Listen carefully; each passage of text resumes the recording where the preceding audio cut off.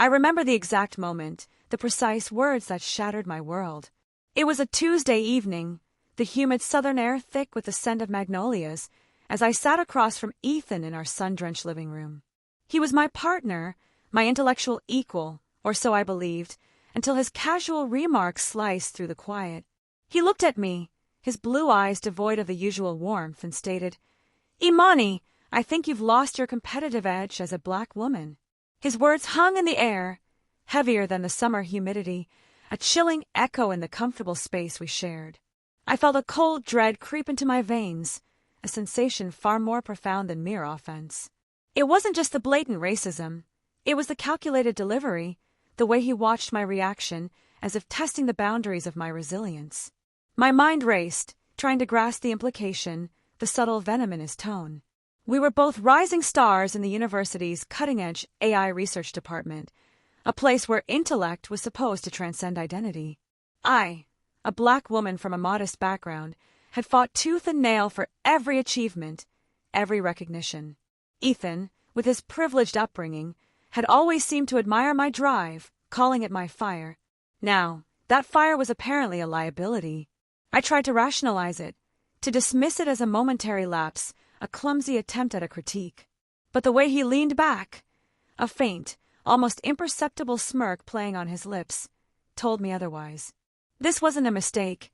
It was a deliberate statement, a seed of doubt planted with malicious intent. It was a challenge, not to my work, but to my very being. The rest of the evening passed in a haze. His usual banter felt hollow, his touch distant. I feigned normalcy, nodding at his plans for our joint research project, a groundbreaking algorithm we were developing.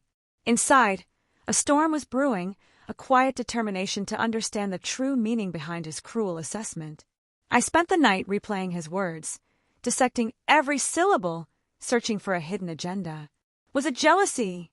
Was it a reflection of some deeper prejudice I had failed to see?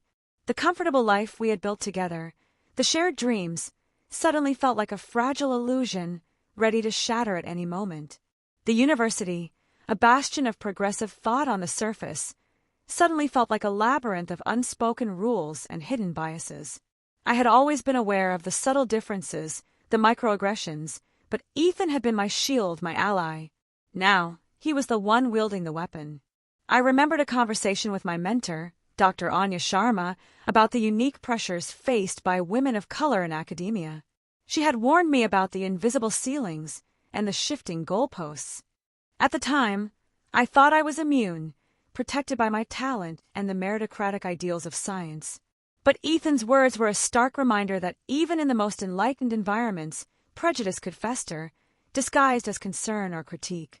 It was a psychological blow, designed to undermine my confidence, to make me question the very foundation of my success. The competitive edge he spoke of was not about my work, but about my spirit. I looked at the framed photos on my desk, my graduation, my first published paper, moments of triumph. Each one a testament to the edge he claimed I had lost.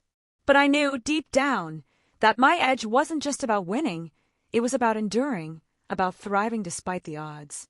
The thought of confronting him directly felt premature. I needed more than just a gut feeling. I needed proof. The psychological game had begun, and I knew I had to play it smarter, colder, than I ever had before. I would observe, I would listen, and I would uncover the truth. The quiet hum of the air conditioning was the only sound in the house, a stark contrast to the turmoil in my mind. I knew this was just the beginning. His words were a prelude, a warning shot fired in a battle I didn't even know I was fighting. But I was ready. I closed my eyes, picturing the intricate lines of our AI algorithm, a complex web of logic and data. I realized then that understanding human behavior, especially malicious intent, required a similar level of meticulous analysis. I would treat this personal crisis like a research problem. My competitive edge, I realized, was not something I could lose. It was ingrained in my DNA, forged by generations of resilience. It was the ability to see through the veneer, to understand the unspoken, to fight for my place. And Ethan had just awakened it. Wednesday morning dawned with an unsettling stillness. The usual flurry of emails, project updates, and meeting requests that typically flooded my inbox was conspicuously absent. I refreshed my screen, checked my spam folder, even restarted my computer, but the silence persisted. It was as if a digital curtain had fallen, cutting me off from the academic world I inhabited. My phone, usually buzzing with notifications from colleagues and students, remained eerily quiet. No calls from Ethan, which was unusual given our collaborative project. No messages from the department head, Dr. Davies, about the upcoming grant proposal. It was a vacuum, a void where vibrant communication usually thrived, and it felt intentional. I tried calling Ethan first. The phone rang 3 times before going to voicemail, his cheerful, recorded voice a stark contrast to the growing unease in my stomach. I left a brief message, feigning casualness, asking about the project. There was no reply, not even a text. Then I called Dr. Davies' office. Her assistant, usually so friendly, sounded curt and distracted. Dr. Davies is in meetings all day, Imani. She's extremely busy. There was no offer to take a message, no suggestion of when she might be free. The door, which had always been open, now felt firmly shut. I walked to the department office, the familiar hallways suddenly feeling alien. Colleagues I usually greeted with a smile averted their eyes, their conversations abruptly ceasing as I approached. A few offered strained nods, but no one met my gaze directly. It was a collective ghosting, orchestrated and chillingly effective. The whispers followed me like shadows. I caught snippets of hushed conversations, glances exchanged, and then silence. It was the kind of quiet that screamed louder than any accusation. A silent judgment passed without a single word being uttered directly to me. My name, when it was mentioned, was always followed by a pregnant pause. I tried to approach a junior researcher, Sarah, with whom I had a good rapport. She was packing up her desk, her movements unusually hurried. "Hey, Sarah," I began, but she flinched, almost dropping her laptop. "Oh, Imani. Just heading out, really swamped today." She scurried away before I could ask anything further, leaving me standing alone in the deserted corridor. The psychological impact was immediate and profound. Doubt, insidious and cold, began to creep in. Had I done something wrong? Was there a misunderstanding? The rational part of my brain fought against the emotional turmoil, reminding me of Ethan's words, the calculated cruelty in his eyes. This was no accident. I retreated to my office, the space that had always been my sanctuary, now feeling like a cage. The silence amplified the drumming of my own heart, the frantic thoughts swirling in my mind. This wasn't just a communication breakdown. It was a coordinated effort, a deliberate attempt to isolate me.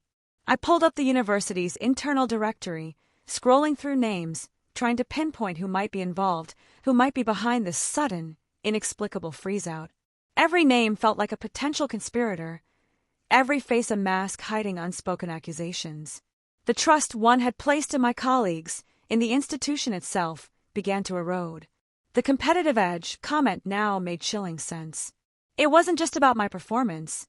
It was about my presence, my very identity as a Black woman in a space where some clearly felt I didn't belong. The silence was their weapon, designed to make me feel invisible, irrelevant.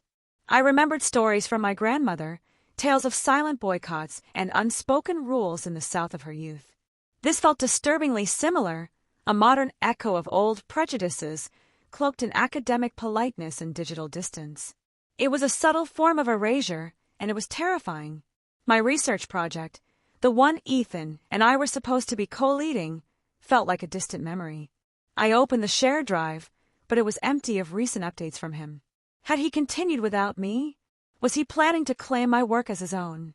The thought sent a fresh wave of anger through me. I knew I couldn't let this stand. This wasn't just about my career. It was about my dignity, my right to exist and thrive in a space I had earned. The silence was a challenge, and I would meet it not with despair, but with a renewed resolve. I took a deep breath, the scent of old books and dust motes in my office a comforting anchor. I would not succumb to their silent pressure. I would find out why the calls stopped, why the emails vanished, and who was pulling the strings behind this chilling charade. The digital silence persisted into Thursday, but I refused to remain passive. I began my own investigation, starting with the subtle clues Ethan had left behind. Our shared project drive, once a hub of collaborative activity, now seemed to contain only my contributions, with Ethan's recent work conspicuously absent. It was as if he had pulled his threads from our shared tapestry. I started checking public university calendars and departmental announcements. There were several new internal seminars and informal gatherings listed, none of which I had received invitations for. My name, once a fixture on every relevant mailing list, seemed to have been systematically removed. It was a meticulous exclusion. My first tangible lead came from an unexpected source, the university's internal network logs. As a researcher in AI and data security, I had a deeper understanding of these systems than most. I noticed a series of unusual access patterns to our shared project files, specifically from an IP address not associated with Ethan's usual devices. It was a digital fingerprint left behind. The IP address traced back to a guest network within the department, frequently used by visiting scholars or temporary staff. This was curious. Why would Ethan be using a guest account to access our project, especially when he had full, authorized access? The discrepancy gnawed at me, a tiny thread unraveling a larger deception. I cross-referenced the access times with Ethan's known schedule. Many of the accesses occurred during hours he claimed to be working late at the lab, or when he was supposedly at conferences. It suggested he was either deliberately obscuring his activity or someone else was accessing the files under his guise. The plot thickened, and my suspicion grew. I considered confronting him, but my gut told me it was too soon. He was a master of deflection, and without concrete evidence, he would simply deny everything, further isolating me. This was a psychological game, and I needed to gather my ammunition carefully, piece by piece. I recalled a recent casual conversation with a new graduate student, Maya, who had mentioned seeing Ethan frequently in the department's secure server room, a place usually reserved for senior faculty. She had remarked on his intense focus, even late at night. At the time, I thought nothing of it, but now it felt like a crucial detail. I began to feel a chilling sense of betrayal, not just from Ethan, but from the institution itself. How could such a coordinated effort to sideline me go unnoticed? Or worse, be tacitly approved? The competitive edge comment now felt like a justification, a narrative being spun to explain my sudden disappearance from the academic landscape. I spent hours poring over old emails, looking for any subtle shifts in tone, any foreshadowing of his current situation. I found a few instances where Ethan had subtly downplayed my contributions in group emails, attributing successes solely to our team, or even to himself. At the time, I dismissed it as ego. Now it felt like deliberate erosion. The psychological toll was immense. Every interaction, every glance, every silence felt charged with hidden meaning. I found myself questioning my own memory, my own perceptions. Was I overreacting? Was I imagining things? But the evidence, however subtle, was mounting.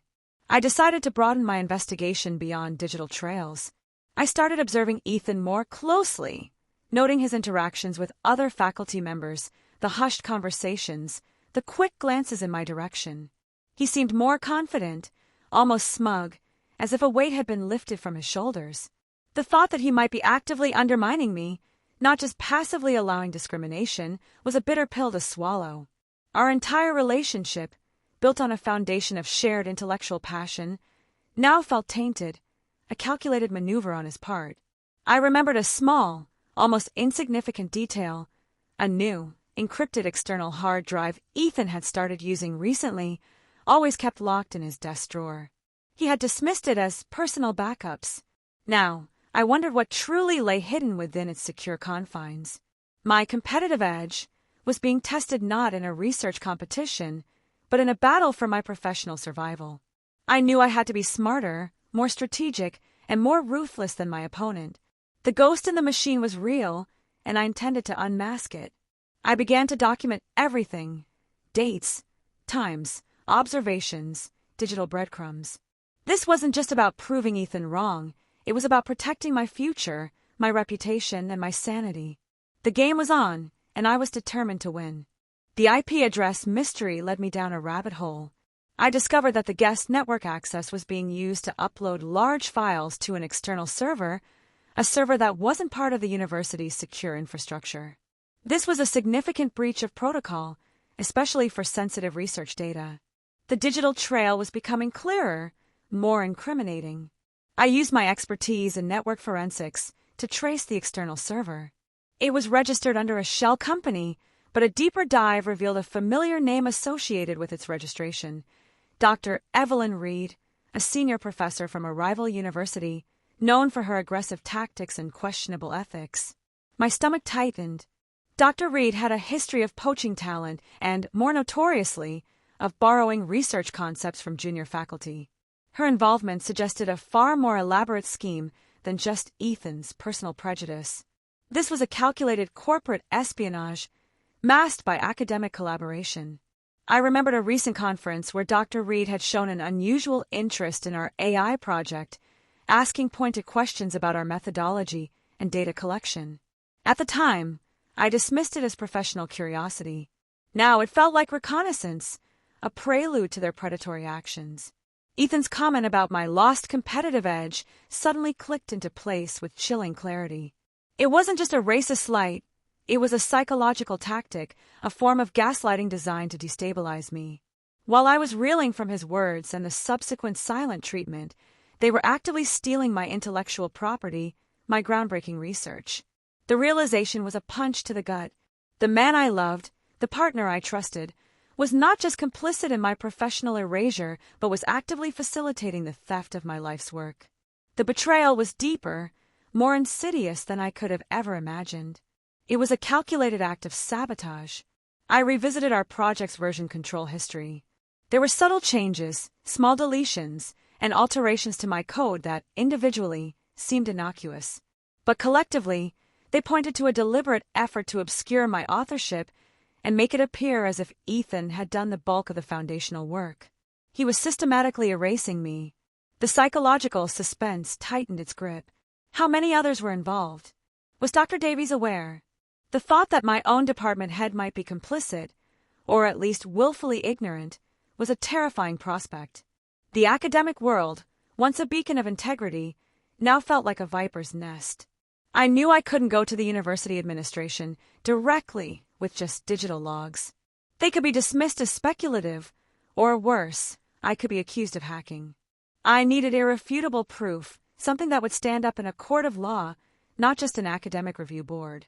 My competitive edge, the one Ethan claimed I had lost, was about to be unleashed in a way he never anticipated.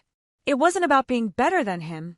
It was about being smarter, more strategic, and ultimately more ethical. I would use my knowledge to expose their deceit. I started making encrypted backups of every single file, every email, every communication related to our project, meticulously documenting my contributions. I even took screenshots of the version control history, highlighting the changes made by Ethan's unauthorized access. No detail was too small. I remembered a conversation with a former colleague who had left academia due to similar issues of intellectual property theft. She had advised me to always have an exit strategy and to protect my work fiercely. At the time, I thought it was cynicism. Now it was a lifeline. The silence from my colleagues, the averted gazes, suddenly made sense. They were either aware and complicit, or they had been fed a narrative that painted me as difficult, unstable, or simply losing my edge. It was a smear campaign designed to isolate and discredit. I felt a surge of cold fury, a powerful resolve hardening my spirit. They underestimated me. They saw a black woman, and they assumed I would be easily broken, easily dismissed. But they had awakened a force they couldn't comprehend. The shadow, I realized, wasn't just Ethan. It was a network, a system of prejudice and opportunism that sought to exploit and erase. But I was no longer a victim. I was a hunter, meticulously tracking my prey, preparing for the inevitable confrontation. My isolation deepened, but my resolve solidified. I knew I couldn't fight this battle alone. The university's official channels felt compromised, and I needed an ally, someone outside the immediate sphere of influence. My mind immediately went to Dr. Anya Sharma, my former mentor. She was respected, fiercely ethical, and had always championed diversity in STEM. I reached out to Dr. Sharma, not through university email, but through a secure, encrypted messaging app we had used for sensitive discussions in the past. I kept my initial message brief, hinting at a professional crisis and requesting an urgent, discreet meeting off campus. Her immediate, affirmative response was a balm to my frayed nerves. We met at a quiet, out-of-the-way coffee shop far from the university campus. I laid out everything. Ethan's chilling comment, the sudden cessation of communications, the digital forensics, and the discovery of Dr. Evelyn Reed's involvement. Dr. Sharma listened intently, her expression shifting from concern to grim understanding. "Imani," she said, her voice low and steady, "this is far more serious than just intellectual property theft. This is a targeted campaign of professional sabotage, likely fueled by racial bias and a desire to exploit your groundbreaking work." Her words validated my deepest fears, but also gave me clarity. She confirmed my suspicions about Dr. Reed, mentioning her past reputation and the whispers within the academic community about her unethical practices. Dr. Sharma also revealed that Dr. Davies, our department head, had recently been under pressure to secure high-profile research grants, and Dr. Reed was known for her ability to deliver results, no matter the cost. The pieces of the puzzle began to fit together, forming a horrifying picture.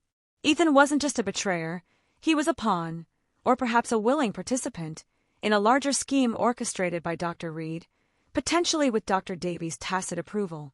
The competitive edge comment was part of a psychological warfare designed to weaken me. Dr. Sharma advised me against going to the university's internal ethics committee immediately. They are often more concerned with protecting the institution's reputation than with delivering true justice, she warned. We need an ironclad case, something they cannot dismiss. She suggested I continue gathering evidence, focusing on anything that directly linked Ethan and Dr. Reed to the theft of my specific intellectual property. They will try to claim it was collaborative, or that your contributions were minor, she explained. You need to show undeniable proof of your sole authorship of the core innovations. My competitive edge, I realized, was not just my intellect, but my meticulousness, my ability to see patterns and connections others missed. I would use every ounce of that skill to build an unassailable case. This wasn't just about reclaiming my work, it was about exposing a systemic injustice. Dr. Sharma also put me in touch with a legal contact, a pro bono attorney specializing in intellectual property and discrimination cases. She's a bulldog, Imani, Dr. Sharma assured me. She won't back down. This was a lifeline, a glimmer of hope in the suffocating darkness. I felt a renewed sense of purpose. The isolation had been a weapon against me, but now, with an ally, it became a strategic advantage. They thought I was alone, vulnerable. They had no idea I was building a formidable defense, quietly and meticulously. The psychological game was still in play, but now I had a coach, a strategist. Dr. Sharma's unwavering support reminded me that not everyone in the academic world was compromised. There were still people who believed in integrity, in justice. I returned home, no longer feeling like a ghost in my own life.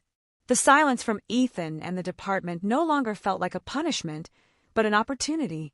They were underestimating me, and that was their biggest mistake. My competitive edge was not lost, it was simply evolving. From a drive for academic excellence, it had transformed into an unwavering commitment to truth and justice. And I was ready to fight.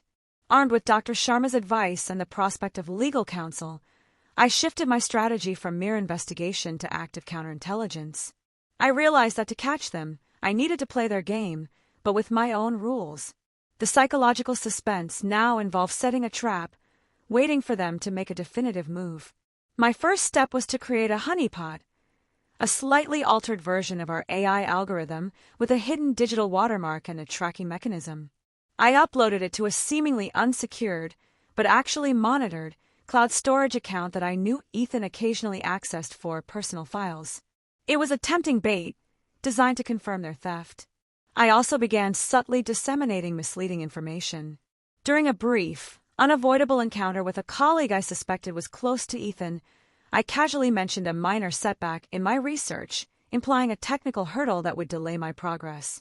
I wanted them to feel secure in their timeline, to believe I was struggling. The psychological pressure was immense.